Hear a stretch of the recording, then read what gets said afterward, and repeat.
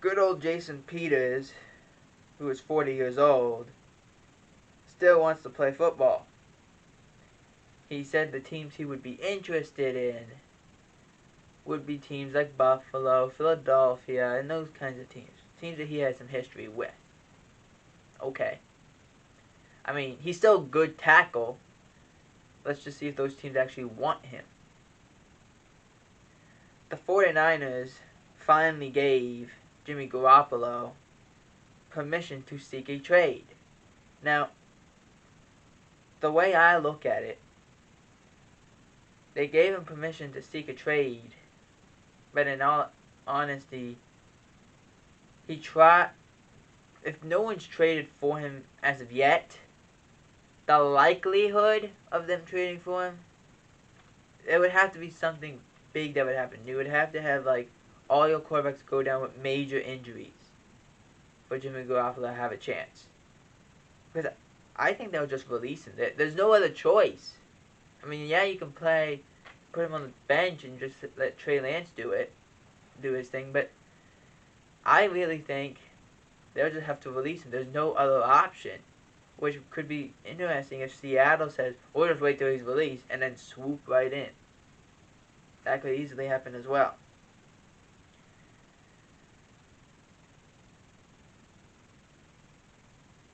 The Bengals are in contract talks for their new stadium name, and are very close to that deal as well. The Bengals have played most of their time, but now with all these new stadium names, like Acrisure, instead of Heinz Field, it's Acrisure Stadium, which we don't know exactly what they do. If you're a Seinfeld fan, they're the Vanderlei Industries of the NFL, or the Vanderlei Industries of the insurance business. That's all we know about them. So it is going to be interesting. But also, how are they going to get that like a big nameplate? Acrisure Stadium. Here we go. Like that, these names are getting too long at this point. Kyler Murray and the Arizona Cardinals have finally agreed to a massive extension. It's a 5-year extension worth $230.5 million. $160 million guaranteed. Now, this is not shocking, but now you have to say, okay, is he worth that much money? Now, Kyler Murray just finished his 3rd year, so technically this contract is 7 years. It could be 7 years. They didn't pick up his option yet, but they can at any time. So the fact that they have 7 years to make a decision on a contract like this, whether it's a 3-year contract or an actual 5-year contract, it pushed them to have 7 years with the guy. It is interesting that he took only $230.5 million, and only about half of that is guaranteed. That is very interesting. The Bucs finally found a replacement for Rob Gronkowski as they signed Kyle Rudolph. From what a lot of players who played against him or played with him, they say he's a very good player. He's got great hands and great feet. The only concern they really have with him, and the same concern I have, he's been injured a lot. He had an injured foot last year that he almost couldn't sign with the Giants, but he ended up signing anyway. I would be concerned if I'm Tampa and this is your best option. That's all I'm saying.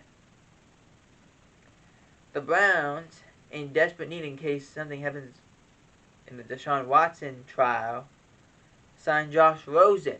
This is a very interesting thing.